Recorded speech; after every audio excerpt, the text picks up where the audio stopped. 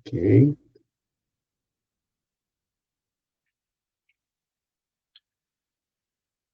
Então, vamos lá.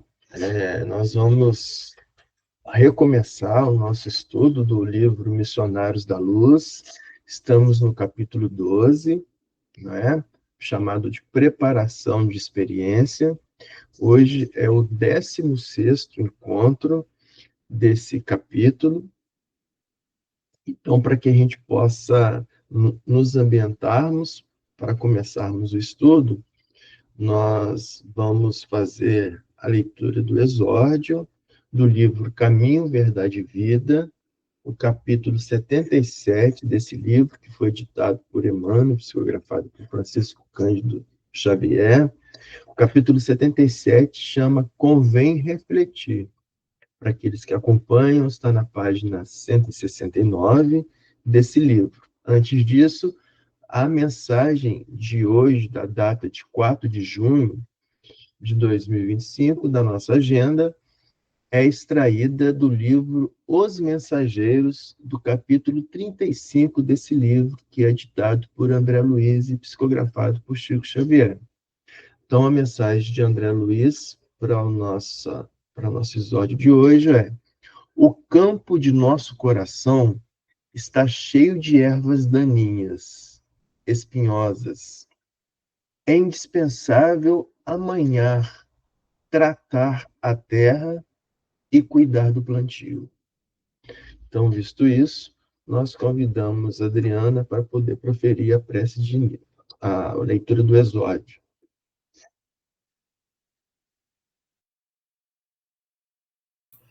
Ok, então vamos. Capítulo 77. Convém refletir. Traz a seguinte epígrafe: mas todo homem seja pronto para ouvir, tardio para falar, tardio para se irar. Tiago, capítulo 1, versículo 19. Analisar, refletir, ponderar são modalidades do ato de ouvir. É indispensável que a criatura esteja sempre disposta a identificar o sentido das vozes, sugestões e situações que a rodeiam. Sem observação, é impossível executar a mais simples tarefa do Ministério do Bem. Somente após ouvir com atenção, pode o homem falar de modo edificante na estrada evolutiva. Quem ouve, aprende. Quem fala, doutrina. Um guarda, outro espalha.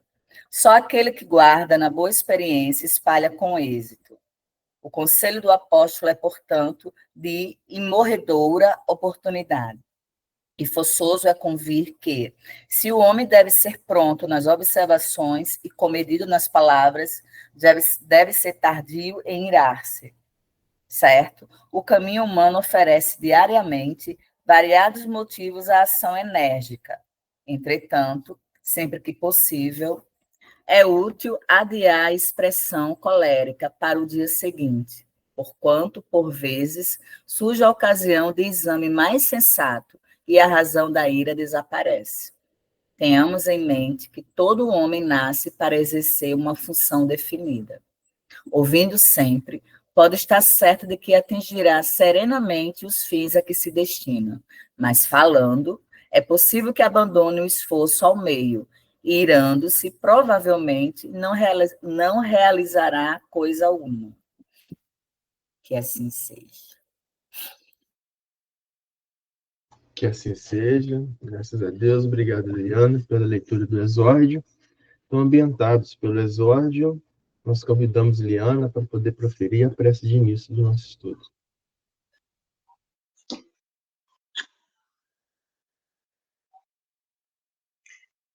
Amado Mestre Jesus, irmãos espirituais que neste momento nos rodeiam, pedimos permissão ao nosso Pai para que juntos, encarnados e desencarnados, possamos refletir mais uma vez sobre os estudos do nosso Mestre Jesus. Que neste encontro nossos corações se abram e que as palavras do nosso Mestre penetrem profundamente e que saibamos ouvir saibamos refletir e saibamos principalmente agir, para que os ensinamentos do Mestre Jesus se tornem realidade no nosso mundo, na nossa casa e dentro do nosso coração. Que todas as palavras aqui proferidas se transformem em luz e que possamos ser luzes neste momento, neste planeta que é a nossa casa e que tanto nos abriga.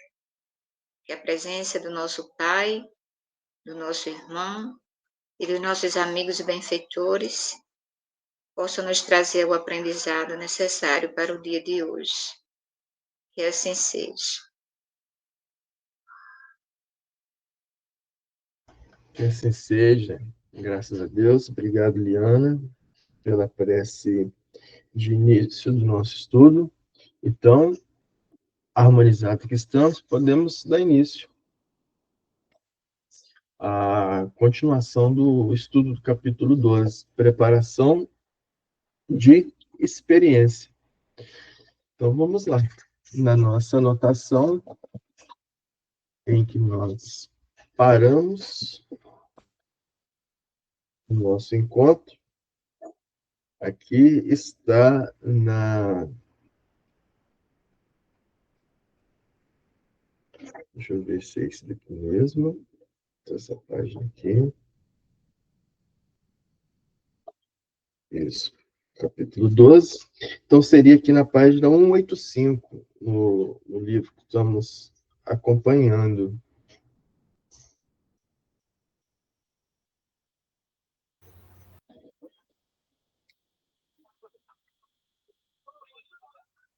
É o último parágrafo? A medicina humana. Isso. O último parágrafo. A gente vai reler aqui o início do parágrafo, que nós já fizemos, tá? E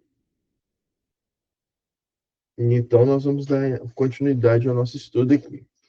Então vamos lá, no nosso encontro anterior, nós paramos aqui nesse último parágrafo da página 185.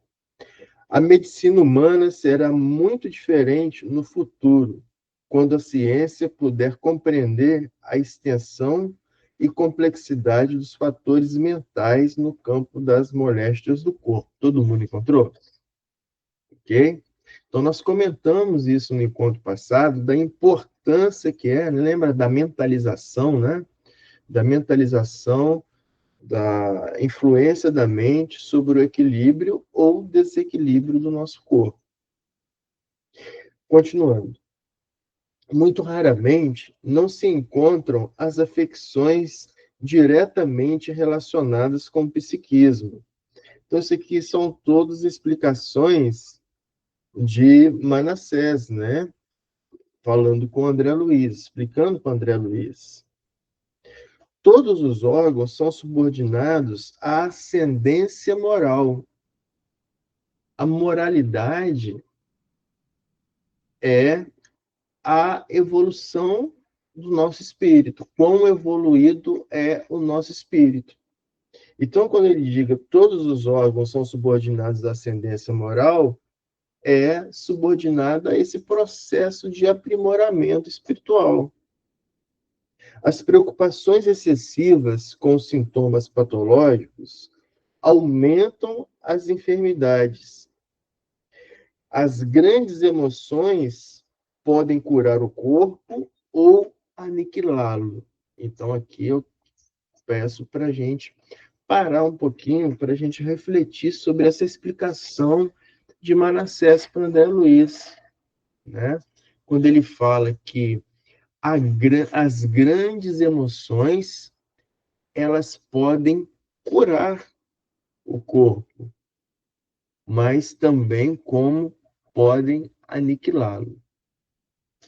Então, vamos tentar compreender um pouquinho isso através das palavras do Cristo, né? O que Cristo nos disse que pode estar relacionado com essa frase sobre o controle das emoções na cura do nosso corpo. Se nós pegarmos o famigerado Sermão da Montanha, que a gente sempre diz, né, os 3 capítulos de Mateus, 5, 6 e 7. Então, no início do Sermão da Montanha, no capítulo 5, nos versículos de 21 a 22, de 38 a 39 e 44, ele fala o seguinte para nós. Primeiro, nos versículos 21 a 22. Ouvistes que foi dito aos antigos, não matarás. Eu, porém, vos digo que qualquer um que, sem motivo, se encolerizar contra seu irmão, será réu do seu juízo. Então, olha o Cristo falando das emoções, da cólera. Então, qualquer um que se encolerizar contra o outro será réu do seu juízo, ou seja, sofrerá as consequências da própria cólera desenvolvida contra o outro. E aí, nos versículos de 38 a 39, do mesmo capítulo, Cristo fala: ouvistes que foi dito, olho por olho e dente por dente.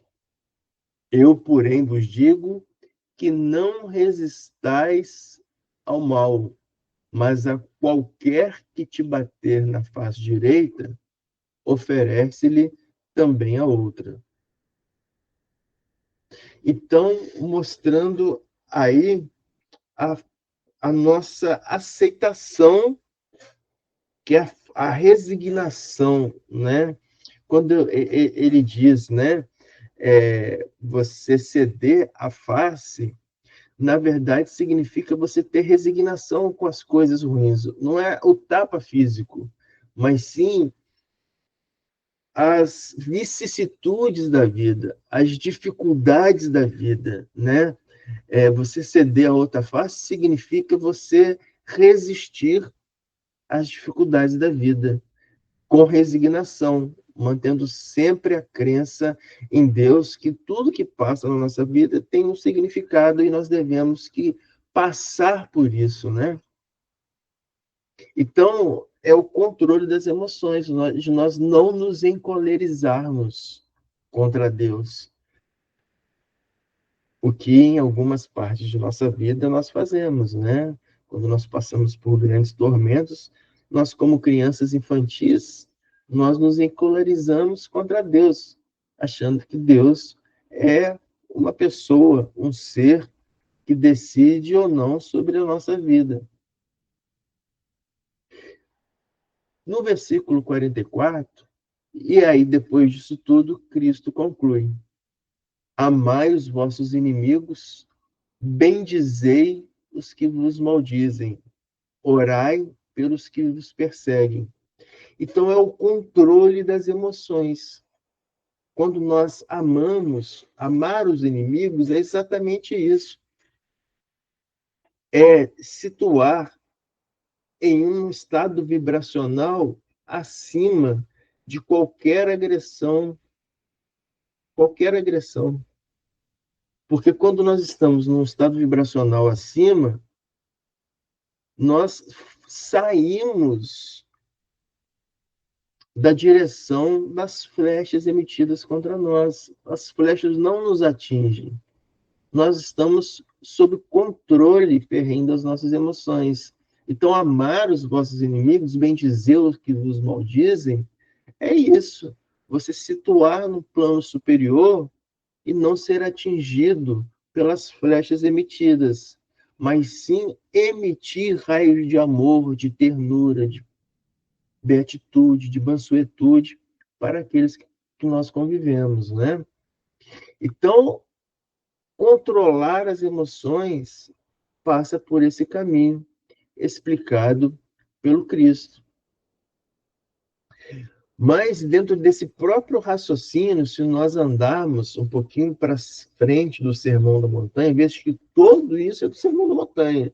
Então, nós estamos no primeiro capítulo, que é o capítulo 5 do Evangelho de Mateus, que é o primeiro sermão, capítulo do sermão. Depois vamos para o próximo capítulo de Mateus, que é o capítulo 6 de Mateus. E aí nós pegamos os versículos de 25 a 34. Então vamos ver o que Mateus relata as frases de Cristo no meio desse capítulo 6. Então Cristo vai nos dizendo: por isso vos digo, não andeis ansiosos quanto à vossa vida. Então, assim, ele mostrando esse controle das emoções, mas, sobretudo, o controle do grande mal do século que nós estamos vivendo, que é a ansiedade. Grande mal do século. Então, ele falando, não andeis ansiosos pelo que haveis de comer ou pelo que haveis de beber, nem quanto ao vosso corpo, pelo que haveis de vestir. Não é a vida mais do que o mantimento e o corpo mais do que o vestuário, né? E estão mostrando para nós que os motivos pelos quais nos levam a nós ficarmos ansiosos são supérfluos frente ao significado real da vida. Nós devemos analisar todos esses motivos que nos deixam ansiosos. Por que eu me encontro ansioso hoje? Por causa disso, disso e disso. Qual que é o valor real da minha encarnação? Qual que é o valor real da vida? É eu me tornar uma pessoa melhor para ser melhor para o próximo. Esses motivos pelos quais eu estou ansioso, é em função disso? Não, não é. Então é isso que Cristo está nos falando, não andeis ansiosos. Por quê? Porque as vestes, a bebida e a comida, Deus proverá. Ou seja, o básico da sua vida vem do provento de Deus. Então nós devemos voltar as nossas preocupações para outro foco, não esse. E aí ele continua. Olhai para as aves do céu, que nem semeiam, nem ajuntam em celeiros, e vosso Pai Celestial as alimenta. Não tem de vós muito mais valor do que elas? Então aí vamos parar um pouquinho, né? Será que Cristo está falando que nós temos mais valor do que as aves? E aí, se a gente pegar Emmanuel, no livro A Caminho da Luz, onde fala que Deus ama igualmente o verme que rasteja sobre as entranhas da terra em busca de luz, quanto ao arcanjo que lhe representa ao lado dele. Ama igualmente. Por que Cristo falou isso, hein? Por que Cristo falou isso? Não tendes vós muito mais valor do que elas? É o posicionamento evolutivo. Ter mais valor é estar em escala evolutiva, não é? Então, nós vamos falar um pouco mais sobre o processo evolutivo no final do nosso encontro. Então, nós temos, no início, há 4,5 bilhões de anos atrás, na criação da Terra, a gênese da Terra, demorou 1 bilhão de anos para que pudesse originar o primeiro indício de vida. Primeiro indício de vida naquele mar primitivo, que eram os seres unicelulares, né? Os micro-organismos unicelulares. A partir desses micro-organismos que levaram 1 bilhão de anos para se desenvolver, para que o princípio fundamental, né, se unisse ao princípio material, o princípio inteligente, se unisse ao princípio material e formasse esses primeiros minúsculos de vida, seres de vida, pudesse então começar o seu processo evolutivo, gerando aí os minúsculos seres, depois os seres macroscópicos, depois os vegetais, depois os animais, dentro dos animais, todo o processo evolutivo dos primatas para chegar aos hominídeos, depois os Homo sapiens, né? Então, todo o processo evolutivo. Então, quando Cristo fala isso, ele está mensurando a escala evolutiva.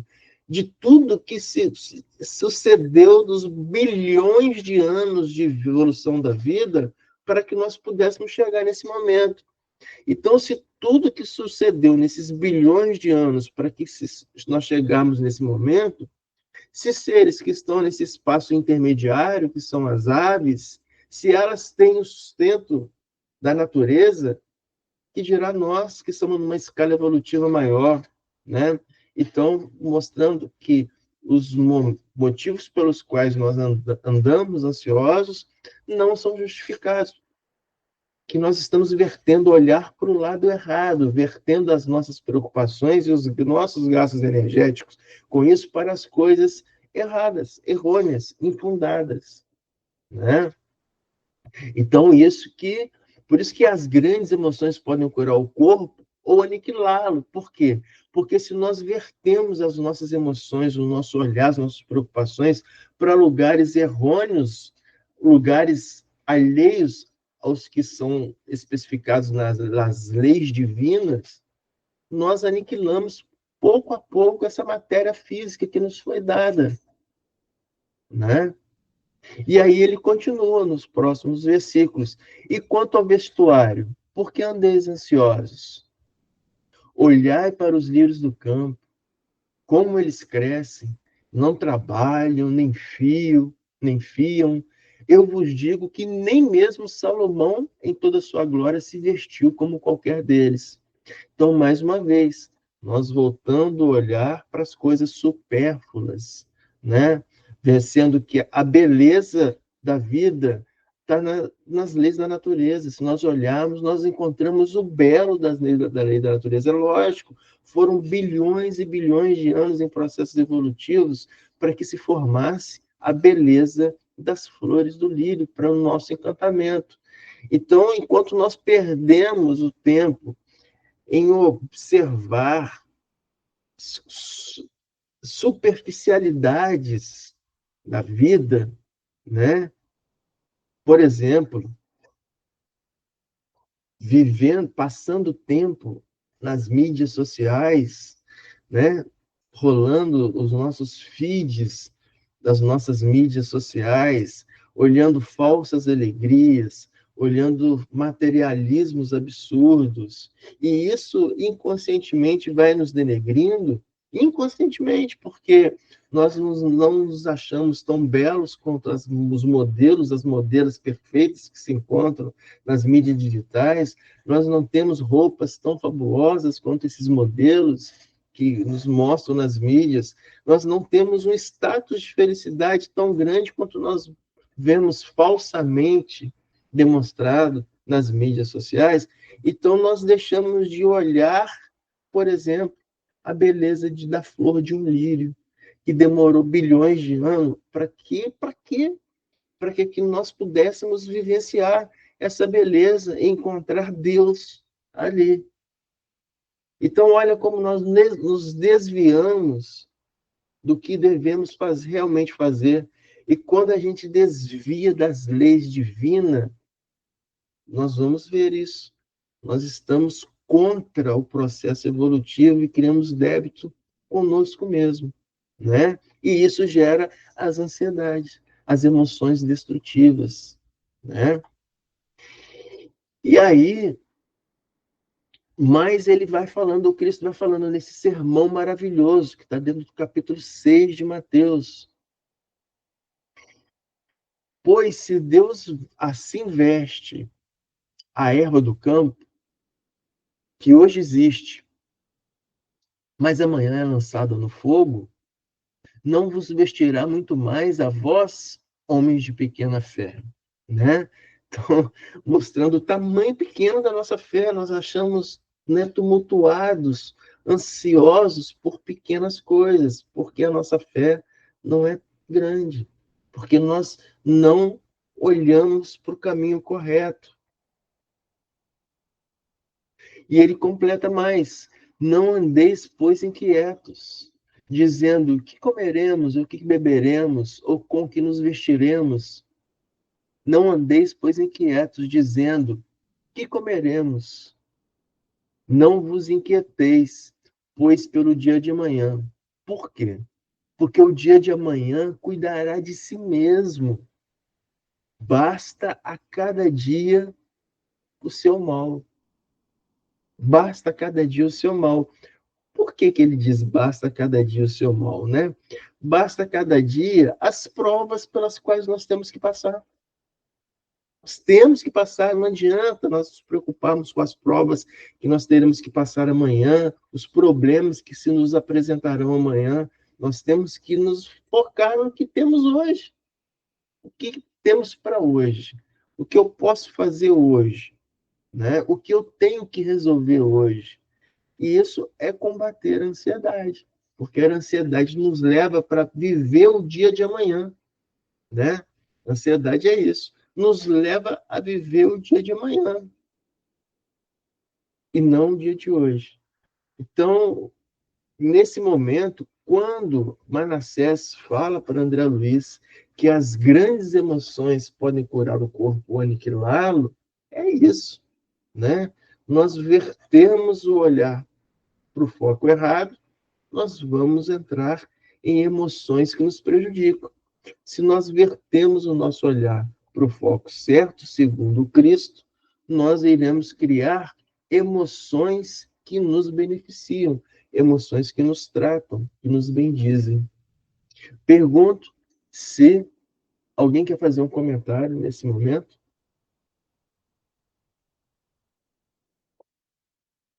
Pois não, muito.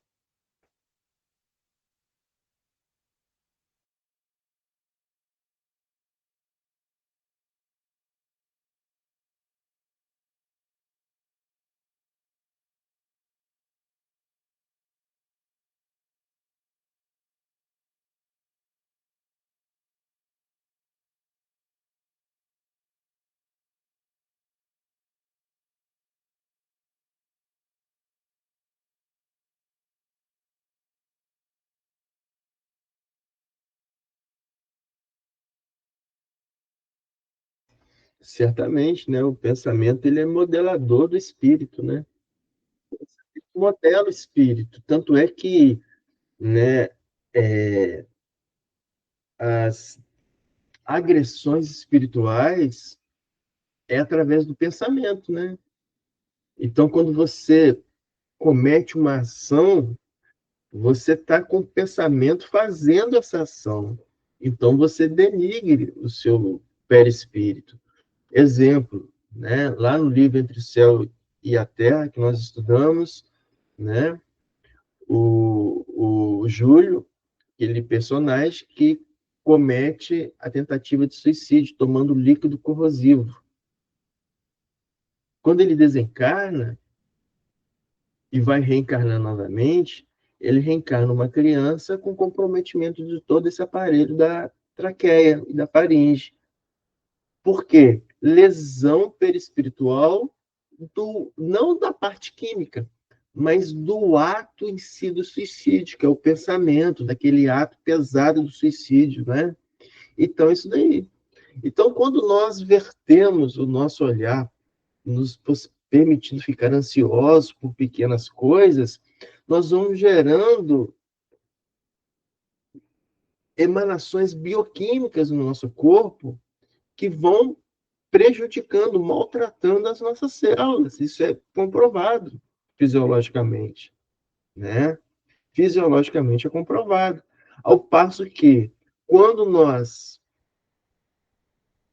vertemos o olhar para coisas positivas, coisas que nos fazem crescer, que nos fazem realmente feliz, nós lançamos compostos bioquímicos, né, com hormônios que atuam nas todas as células do nosso corpo, bem tratando essas células, né?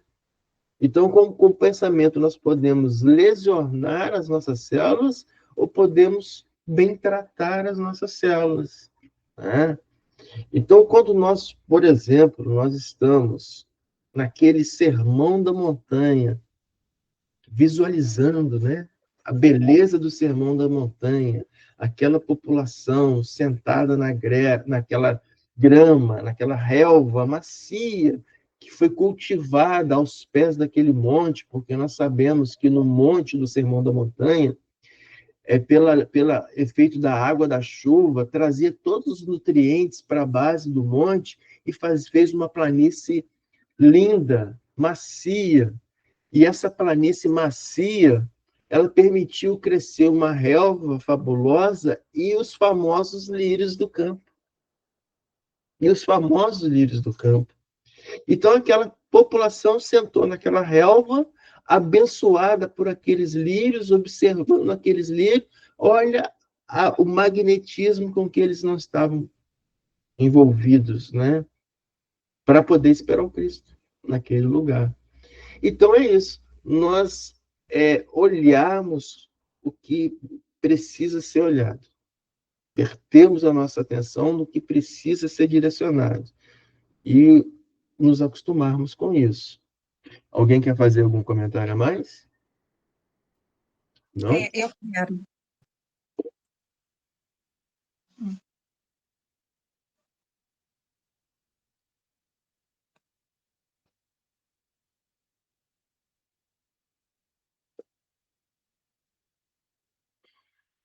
É.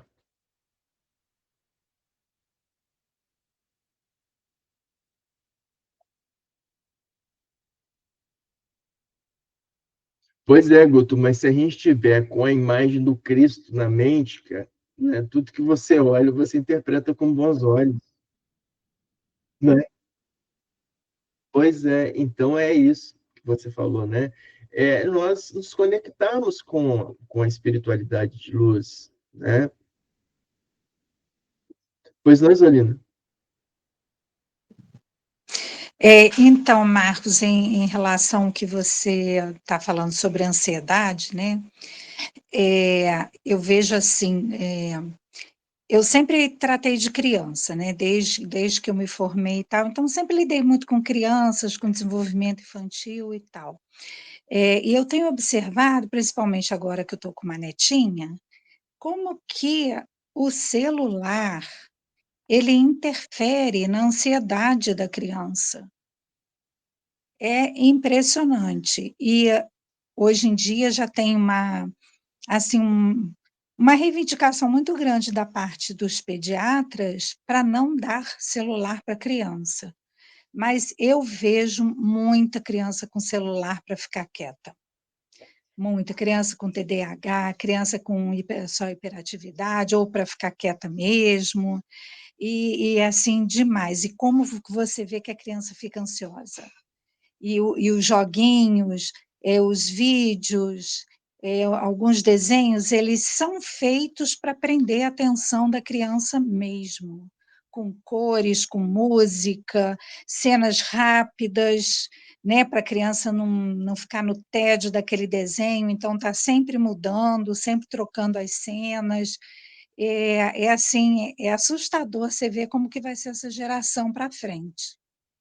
Pois é, E né? hoje em dia você vê muitos casos, além de adultos, né, com depressão, né? Muitos casos. Os psiquiatras agora nem mais plano de saúde têm particular, porque a demanda é tão grande que eles nem plano de saúde mais eles têm. E os consultórios de psicólogos lotados. Eu tenho amigas que não têm vaga para criança, para adolescente, para adulto. É assim impressionante como que deu esse boom de depressão, ansiedade, fobias. É o mal do século, né? É, é isso.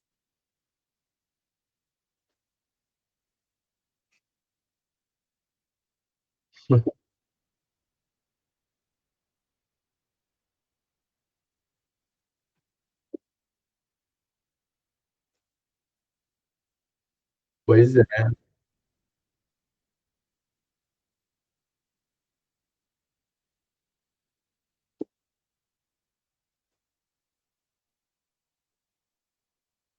Não, não é não.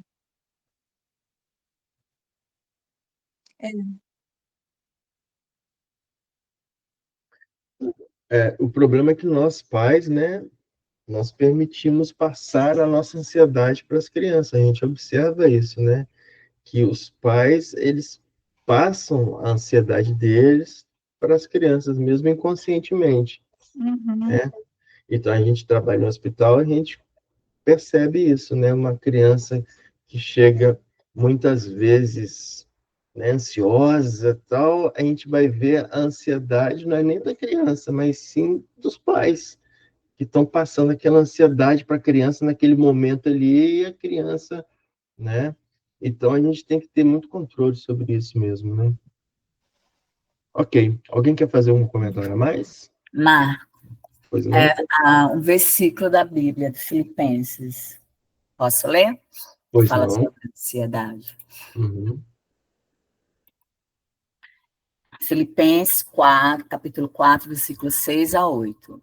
Não andem ansiosos por coisa alguma, mas em tudo, pela oração e súplicas e com ação de graças, apresente seus pedidos a Deus. E a paz de Deus, que excede todo o entendimento, guardará o coração e a mente de vocês em Cristo Jesus. Finalmente, irmãos, tudo o que for verdadeiro, tudo o que for nobre, tudo o que for correto, tudo o que for puro, tudo o que for amável, tudo o que for de boa fama, se houver algo de excedente ou digno de louvor, pense nessas coisas. Eu acho muito importante nisso daí, esse que a Adriana citou, né? Tudo que for um pensamento sadio, correto, bem intencionado, né? Está É no de caminho, Deus, é de Cristo, está né? no caminho, tá no Está no caminho. caminho. Se não for, não é de Cristo. É, Eu li, eu não sei se é um psicólogo, psiquiatra, que fala que a depressão é o apego exagerado ao passado e a ansiedade é o excesso de futuro, que a única coisa que a gente tem é o agora, né? O agora, a gente só tem o agora, esse momento que a gente precisa viver. A gente fala o presente, mas o presente é o agora, né? O que nós temos é o agora, né? Esse agora. A gente não tem mais o passado, nem muito menos o futuro. Então, a ansiedade é excesso de preocupação com o futuro, porque a sua mente está lá na frente e você não está vivendo o hoje, o agora, este momento. Por isso que precisa ter esse controle do pensamento, né? Controlar os nossos pensamentos, foco. O que é que nós temos, assim, em nossas mãos, entre aspas? Só o agora, só esse momento, esse momento. Então, isso aí é um exercício diário que nós temos de fazer desse controle, que a nossa mente, ela fique aqui. Lógico que tem momentos que nós precisamos pensar no futuro, mas é tudo com equilíbrio. Na hora que a gente sai do equilíbrio, aí vira excesso, né? E todo o excesso é prejudicial. verdade. Então, é isso mesmo, né? A gente não pode ficar nem preso no passado, nem com a mente voltada para o futuro, né? Depressão e ansiedade. E aí a gente deixa de viver o momento. Muito bem lembrado. Alguém quer fazer algum comentário a mais? Não? Então, podemos partir um pouquinho a mais, então. Eu tenho uma dúvida, Pois não? acho que é uma dúvida, não sei.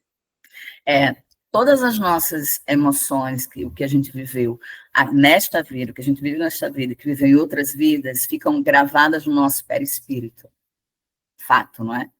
Né? Fato, é. Então, o que a gente está lançando no nosso perispírito, essa ansiedade, tudo fica marcado. Então, a gente já está colocando aí um problema para a gente em futuras reencarnações, né? Tá, na hora eu fiquei pensando isso quando você estava falando.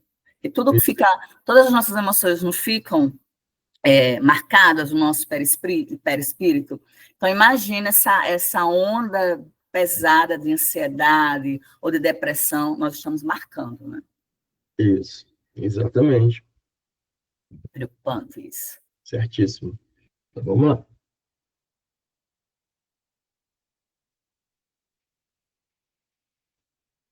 Então, continua Manassés. Se isso pode acontecer na esfera das atividades vulgares, das lutas físicas, imagine o campo enorme de observações que nos oferece o plano espiritual, para onde se transferem todos os dias milhares de almas desencarnadas em lamentáveis condições de desequilíbrio da mente, Adriano, que você falou, né?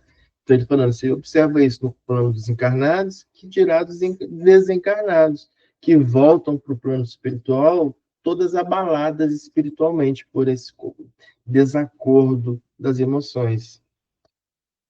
O médico do porvir conhecerá semelhantes verdades e não circunscreverá sua ação profissional ao simples fornecimento de indicações técnicas, dirigindo muito mais nos trabalhos curativos às providências espirituais, nas quais o amor cristão represente o maior papel.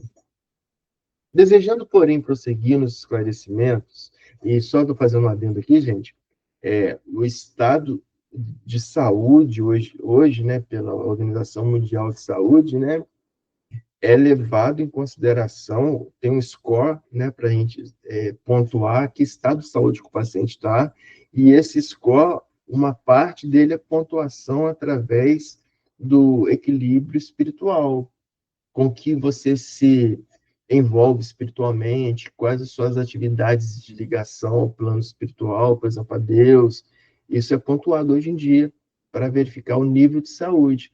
Por quê? Porque no conceito atual da Organização Mundial de Saúde, saúde é um estado de equilíbrio física, né, endócrino, mental, social, que é a relação com os outros, e espiritual. Entrou o termo espiritual no conceito de saúde da Organização Mundial de Saúde, viu? Marco, Então, importância. então o médico do porvir já chegou, né? Pois é, Graças a Deus. pois é, exatamente. Então,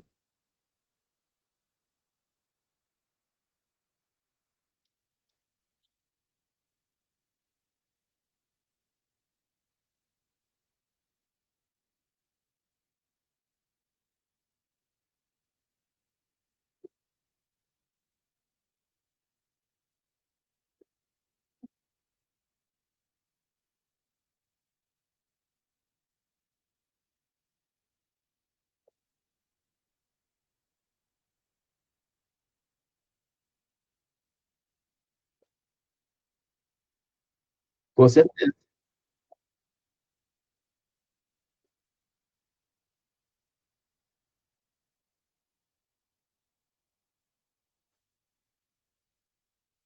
exato.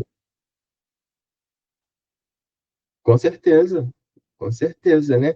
Todo estado, Guto, de equilíbrio que você provocar em você, você apaga os desequilíbrios que você colocou no seu perispírito, entendeu?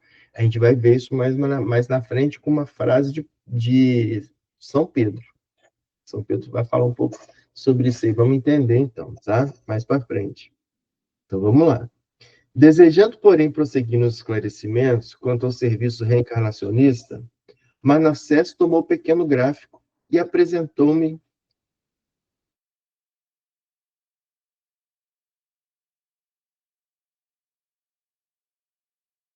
certos pontos escuros, desde o colo descendente até a alça sigmoide. Então, está mostrando o trajeto do intestino dele. Então, o nosso intestino, nós temos, começa na terminação do estômago, ali no duodeno. Então, o duodeno é a primeira parte do intestino, chegando no intestino delgado, que são metros de intestino delgado, delgado de fino. Por quê? Porque tem que ter uma grande área para o alimento poder passar, percorrer, para ser absorvido todos os nutrientes.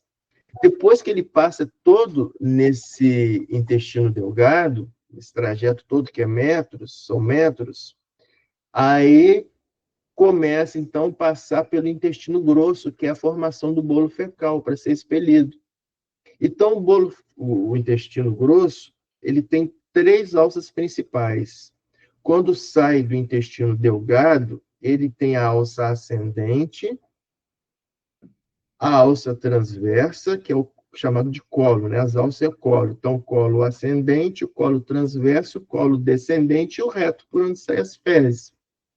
Na ligação do intestino delgado com o intestino grosso, onde vai iniciar o cólon ascendente, tem um pedacinho assim, de intestino que não serve para nada, é órgão vestigial, quando a gente era primata. É chamado de apêndice. Apêndice, tá? Então, por isso que ele diz aqui, né? Desde o colo descendente, lá no finalzinho, até a alça sigmoide. A alça sigmoide é onde vai formar o reto, tá? Isso indica que ele sofrerá uma úlcera de importância nessa região, tá? Tá vendo os pontos negros no intestino dele, nessa região, logo que chega a maioridade física. Trata-se, porém, de escolha dele. Escolha dele. E por que extrema curiosidade me vagueasse nos olhos, Manassés explicou. Esse amigo, faz mais de 100 anos, cometeu revoltante crime, assassinando um pobre homem a facadas. Logo que se entregou ao homicídio, como acontece muitas vezes, a vítima desencarnada ligou-se fortemente a ele. E da semente do crime que o infeliz assassino plantou em um momento, colheu resultados terríveis por muitos anos. Então, esse amigo dele assassinou um outro, coletando comprometimento terrível para ele. Como não ignora, o ódio recíproco opera igualmente vigorosa imantação e a entidade, fora da carne, passou a vingar-se dele, todos os dias, matando devagarinho, por ataques sistemáticos pelo pensamento mortífero. Então, ele cometeu um assassinato, a entidade que ele assassinou liga-se por ele através do pensamento mortífero. Mas espera aí, será que é isso mesmo? Será que as pessoas podem emitir pensamentos mortíferos para o outro e isso denegrir o outro? Será que não está indo contra a lei divina? Então vamos lá. Aqui, nesse caso, tem um comprometimento de ação. Quando o amigo de Manassés assassina o companheiro, ele está comprometido com o outro. Ele está vibracionalmente ligado com o outro. Então, tudo que o outro emitir, ele irá receber devido a esse compromisso vibracional, esse enlace vibracional. Tanto é que o que precisa fazer para quebrar esse enlace emocional? Fazer surgir amor. Porque o amor quebra esse vínculo. Só o amor, né? E duas pessoas que estão não vinculadas vibracionalmente, se uma estiver levando pensamentos mortíferos para outra, né? Não, porque elas não estão vinculadas vibracionalmente. Se você está em um pensamento vibracional de paz, de serenidade e de amor, você está no estado muito elevado. Quem pensa coisas ruins, o pensamento ruim é denso, pesado. Então está aqui.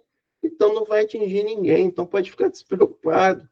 Agora, se você começa a cometer coisas que te faz ficar pesado vibracionalmente, ações de prejudicando o próximo, né, pisando na cabeça de todo mundo, emitindo pensamentos ruins contra os outros, valorizando os pensamentos ruins dos outros, aí você vai se abaixando nesse vínculo vibracional. Aí sim, você vai criando enlaces, né?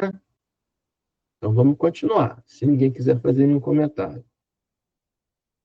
Então, ataque sistemático de pensamentos mortíferos. Então, o que Emmanuel fala sobre isso para a gente?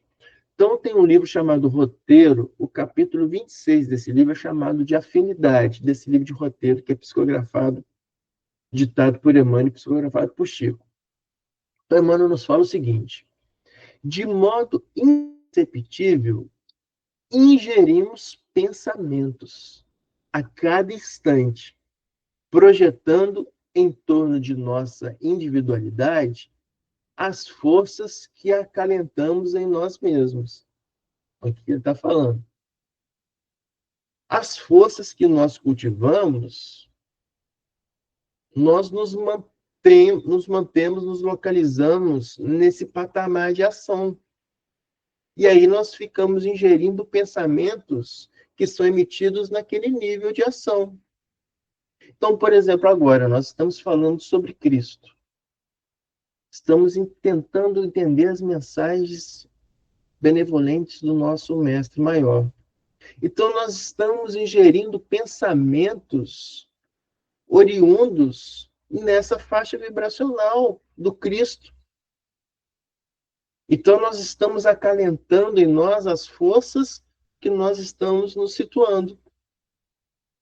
Continua Emmanuel. Por isso, quem não se habilite a conhecimentos mais altos, quem não exercite a vontade para sobrepor-se às circunstâncias de ordem inferior, padecerá invariavelmente em posição do meio que se localiza. Somos afetados pelas vibrações de paisagens, pessoas e coisas que nos cercam. Pensamentos ampliam pensamentos. Então, se eu estou pensando no bem, pensando em coisa bacana, ampliamos esses pensamentos com quem pensa no bem. Vão sendo ampliados. Se eu cultivo para mim uma paisagem bela, eu vou viver os efeitos daquela paisagem bela. Por isso que eu gosto de flores, de rosas, de peixinhos, de passarinhos. Por quê? Eu quero usufruir disso para mim. Eu quero, a lei divina fala isso. A gente vai ver, volte o seu olhar para a natureza, para o belo que está perto de você. Então, nós temos que cultivar isso. Se eu cultivo perto de mim, assim, vou dar um exemplo, né? Trabalho no hospital, então eu construí esse jardim, esse peixinho e tal. Em outro lugar, tem um canteiro que é de pedra, com uma cabeça de caveira de um boi com chifre. Olha o efeito energético do negócio. Gente, isso aí é visual. É visual. Então, é isso que a Mano está falando. Então, criemos o ambiente que nós precisamos viver. Nem que gostamos, não. Que nós precisamos viver. Então, a gente tem que criar esse ambiente que nós precisamos viver. Tem uma frase que eu projeto, né, das centenas de frases que eu projeto no hospital, dessas frases que todo dia a gente coloca no Instagram, que é de obra que a gente vai estudando, da espiritualidade. Tem uma frase de Emmanuel que fala que a harmonia do lar começa invariavelmente de você. A harmonia do nosso lar começa invariavelmente de nós.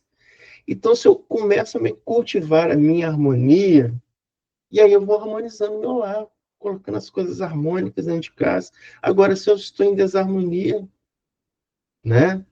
Então, é isso que Emmanuel nos diz nesse capítulo Afinidade, né? Então, esses ataques práticos de pensamentos mortíferos, somente aqueles que estão vinculados dentro do mesmo círculo vibracional. Pois não, Guto?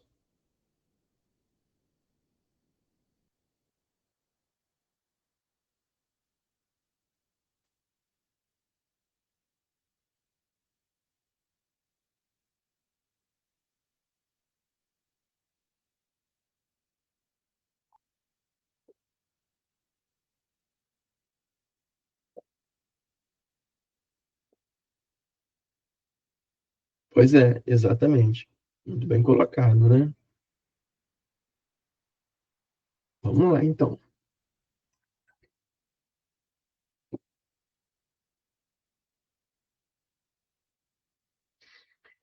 Então, continuando a fala de Manassés. Em suma, Quando o homicida desencarnou, por sua vez, trazia o organismo perispiritual em dolorosas condições, além do remorso natural que a situação lhe impusera.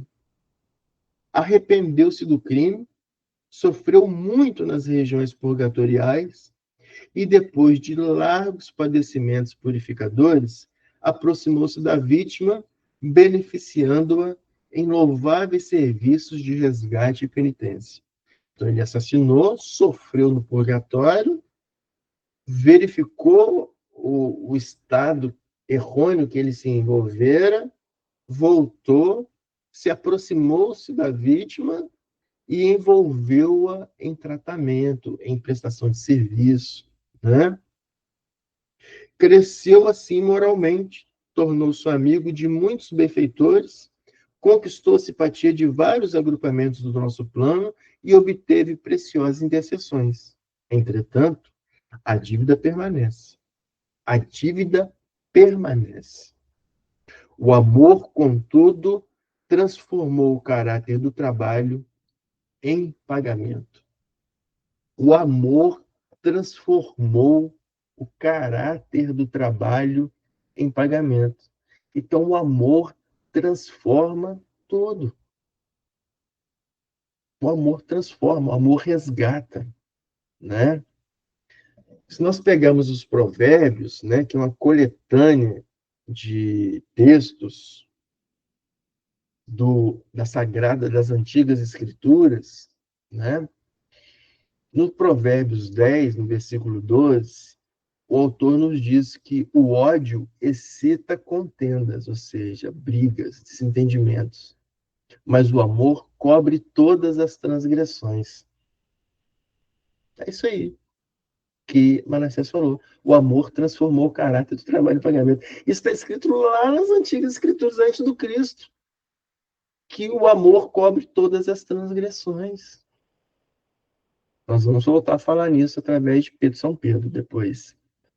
Mas se nós pegarmos para as fases de Cristo, né, Tiago registrou no seu Evangelho, no capítulo 5, no versículo 20, Cristo dizendo: saiba que aquele que converteu um pecador do erro do seu caminho salvará da morte uma alma e cobrirá uma multidão de pecados, né? Então, aquele que por amor consegue tirar alguém do erro do caminho, esse amor encobre uma multidão de desvios, né? Alguém quer fazer algum comentário ou podemos continuar? Temos? Então vamos lá.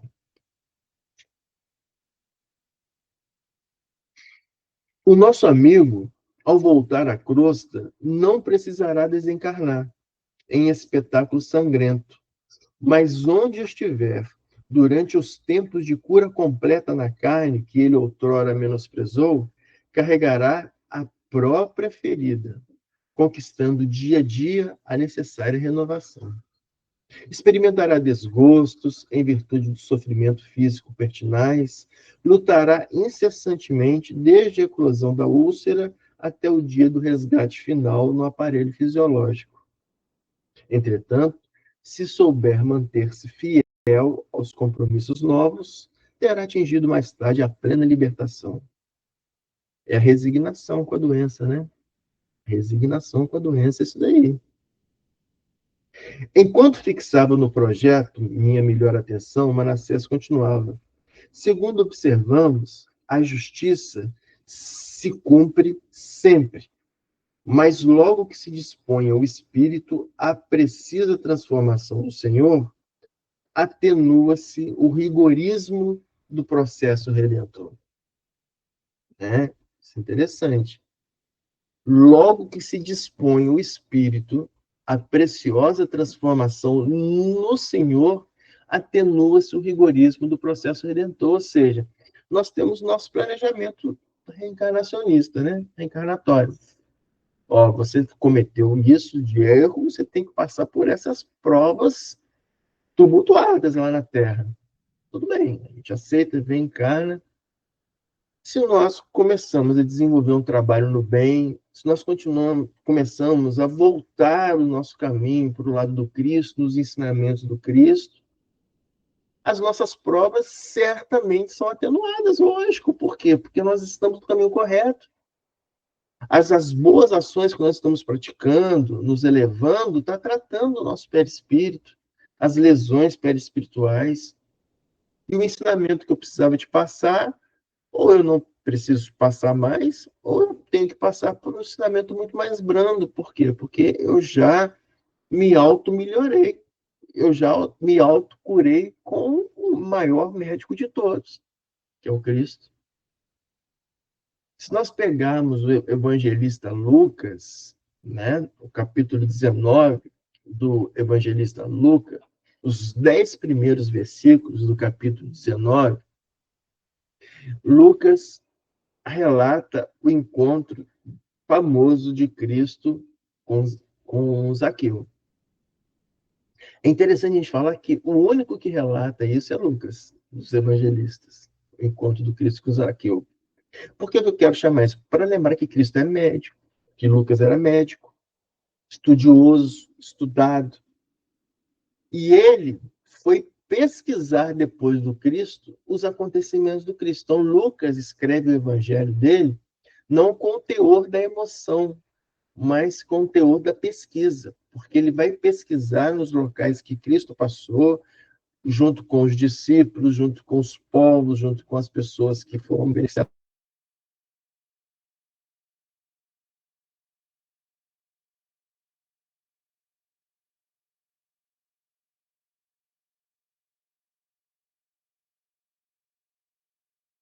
Lembrar, e depois a gente vai falando alguns pontos importantes aqui. Então, relata Lucas. E tendo Jesus entrado em Jericó, ia passando. E eis que havia ali um homem chamado Zaqueu, e era este um chefe dos publicanos, e era rico. E procurava ver quem era Jesus, se não podia por causa da multidão, pois era de pequena estatura.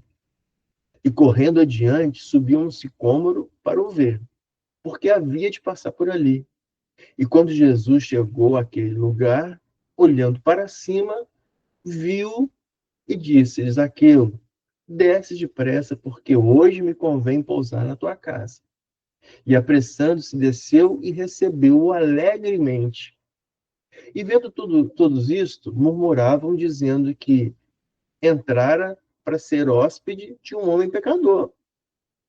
E levantando-se Zaqueu, disse ao Senhor: Senhor, eis que eu dou aos pobres metade dos meus bens. E se em alguma coisa eu tiver defraudado alguém ou prejudicado alguém, eu o restituo quadruplicado nesse momento. Disse-lhe Jesus: Hoje veio a salvação a essa casa, pois também este é filho de Abraão, porque o Filho do Homem veio buscar e salvar o que se havia perdido. Então, vamos só compreender um pouquinho dentro desse tópico que Manassés está falando. Logo que dispõe o Espírito a preciosa transformação do Senhor, atenua-se o rigorismo do processo redentor.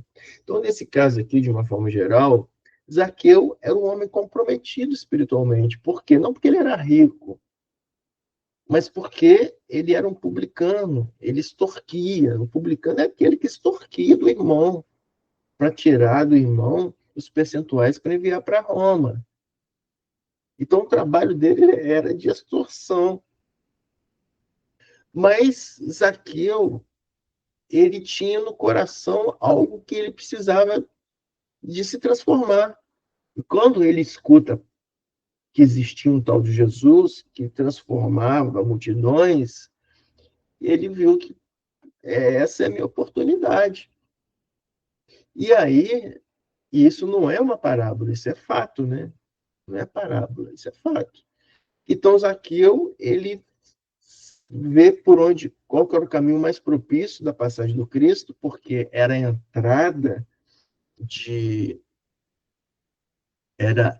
entrada de Jericó, né? Uma entrada suntuosa, com palmeiras e tal, e ele vai e já vê que tem uma multidão se localizando naquele lugar por onde Cristo ia passar. E como ele era baixinho, ele falou que não vou conseguir ver o Cristo. Mas as dificuldades não me impediram. Então, é essa a mensagem, né? Então, primeiro, você reconhecer os seus erros. Segundo, a necessidade de sua transformação. Terceiro, você colocar em prática a sua energia para que você possa se transformar, né? Então, Zaqueu, ele vai e sobe em cima da árvore. Ele era pequeno, ele podia falar, vou ficar aqui, mas eu sou pequeno, ó a vida, ó céus, ó azar, né? Deus quis que eu fosse pequeno e não visse o Cristo. Não, Deus deu pequena estatura para que ele corresse atrás, gastasse energia para poder desempenhar, ser merecido para chegar ao Cristo. Porque se ele ficasse lá embaixo, que merecimento ele teria? Nenhum, né? Então ele teve o merecimento da sua ação. Então é isso. Então Zaqueu sobe no sicômoro, que é uma árvore alta e com galhos fortes, e ela é frondosa, então ela se esparrama por cima. Então permite que Zaqueu vai por cima da rua onde Cristo passa, porque o sicômoro ele se espalha por cima, né? Então Zaqueu faz todo esse trabalho. Ele sobe e fica lá de prontidão, de tocaia, né? De tocaia. Na selva, nós chamamos isso de mutar. Né? Mutar é um lugar que se constrói em cima da árvore, para você ficar lá, passar a noite inteira em cima da árvore, esperando a presa passar lá embaixo. Né? Então, Zaqueu faz isso. E olha que ele era rico. Então, um homem rico, cobrador de imposto, subir em cima da árvore, era uma coisa assim, uma heresia, né, para a sociedade da época. Né? Os homens publicanos, ricos, eles andavam marcial nas ruas. Subir em árvore nunca. Então, Zaqueu abandona toda essa tradição e sobe na árvore. E aí Cristo passa, olha para Zaqueu e vê, né, o merecimento de Zaqueu. Então, por isso que Cristo fala, Zaqueu desce porque hoje me convém pernoitar na sua casa. Então, ele precisava de levar a energia para a casa de Zaqueu, contagiar a casa de Zaqueu com a energia do Cristo, devido àquela ação de Zaqueu. E por isso que quando Cristo chega na casa de Zaqueu, Zaqueu vai e fala para Cristo aquilo. Eu estou arrependido de tudo que eu fiz e quero pagar por isso. Vou dar o dobro daqueles que eu tirei, e se eu magoei mais alguém, eu dou o quádruplo, né? Então, Zaqueu se volta para isso. Ok, então essa é a mensagem central. Logo que se dispõe o Espírito à preciosa transformação do Senhor, atenua-se o rigorismo do processo redentor. Então, naquele momento, Zaqueu é um homem curado. Né?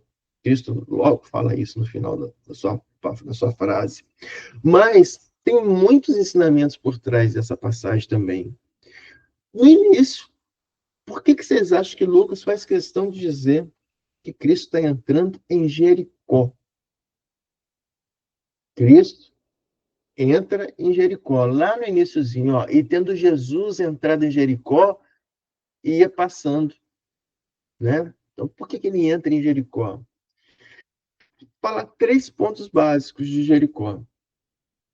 Primeiro, porque Jericó era uma cidade estratégica e rica